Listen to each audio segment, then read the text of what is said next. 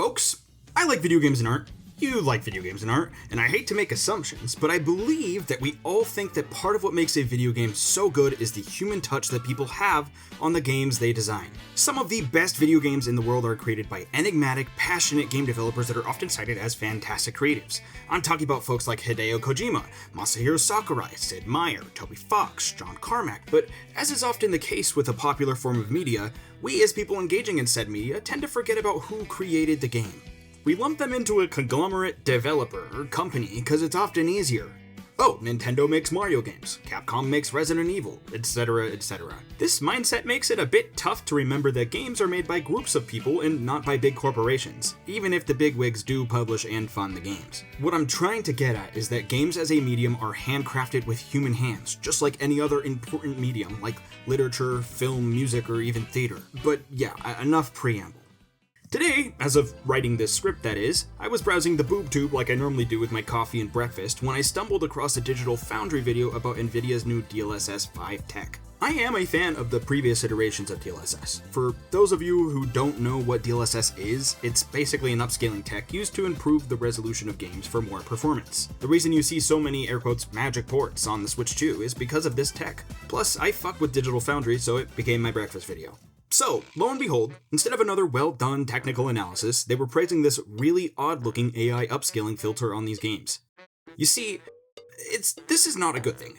Changing the resolution is far different from directly altering the in-game artwork. DLSS 5 made Grace Ashcroft look less like an awkward young adult with social anxiety and more like one of those weirdly sexist fan renders. DLSS 5 has smeared her with more makeup, a sharper chin, and bigger lips. Also, she has brown roots now, which implies that her hair is dyed. This change doesn't make much sense considering her characterization. She's an introverted woman who stays home most of the time and dresses modestly. I don't really think that kind of person is the kind of person to get their hair dyed platinum blonde, right? Not only does DLSS 5 alter the character's design to align her more with common beauty standards, it also rejects the original artist's intentions for the character. If that hasn't convinced you, here's another more egregious example. This screenshot of the 15-year-old protagonist of Hogwarts Legacy changes a lot. He's got more defined wrinkles and smile lines, what appears to be marks of a shaved chin, and more lights on his face from... Wait, where are these from? Somewhere? Right.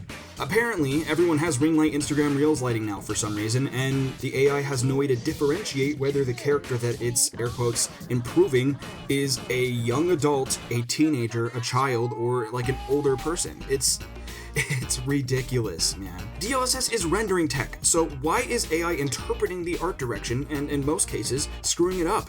Fuck, man, why'd you guys do this in front of my cereal? This got me thinking about another story I bumped into this month where Slop went out of their way to announce Copilot for gaming, so you can have a robot play your fucking game for you while you destroy the environment. Awesome! AI is everywhere, yay!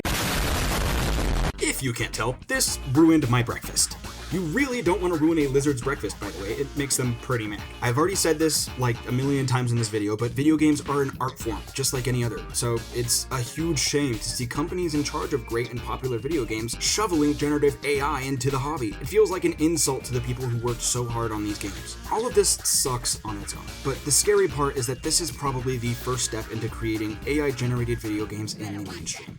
Labor issues have plagued the modern gaming industry, with many developers and artists choosing to unionize, only to be unfairly booted out of their jobs.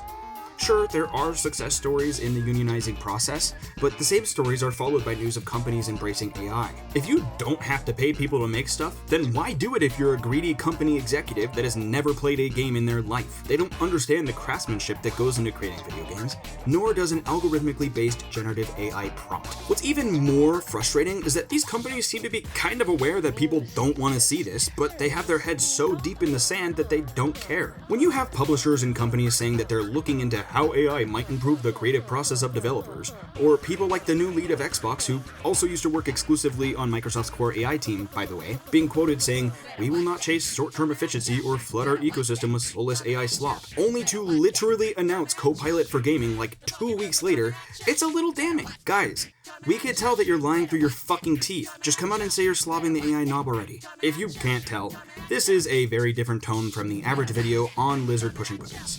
I don't like this. I don't want to be the kind of dude who makes incendiary and angry videos, but this specific set of news makes me really upset and honestly kind of sad, and I feel like I have to talk about it because gaming is my favorite hobby.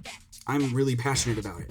But like I just said, negativity is not the point of this channel, so let's try to come up with solutions. How do we pull ourselves away from all of this AI junk? I guess the answer is simple. We don't buy into it or support it. If you have an Xbox, gosh, I'm so sorry if you still have an Xbox, unsubscribe from Game Pass and only play games without AI stuff in it. Actually, if you can, try to purchase the physical version of any Microsoft game you plan to play, especially used. Typically, corporations aren't making indie games, so try to support indie developers more on any platform you play games on. Purchase games from GOG. That way you can mostly avoid PC DRM. Mod your console, back up your physical collection, or maybe consider legally partaking in some very cool and interesting video game downloading. These big-ass companies only see money in things. They don't really care about the artistry of game design and creation, so if we as a collective consumers show them that we don't want to see AI in games, they won't put it in. Even in the worst case scenario where we live in a world where AI slop is the norm for the AAA gaming industry, I think we'll start to see more and more folks making and selling their own handmade games, in spite of everything even. If this is a reset of the gaming industry as we know it, fine. Creating video games as a craft will always be around because real people will want real games, and I don't think that's going away anytime soon. But yeah, if you enjoyed the video, please consider leaving a like or even subscribing to my channel if you'd like to see more fantastic, super cool, and awesome lizard content.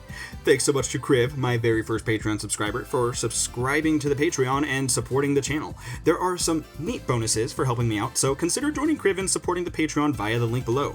Thanks so much for watching, my friends. See you later. I promise the next video will not be so angry and negative. Thanks, bye!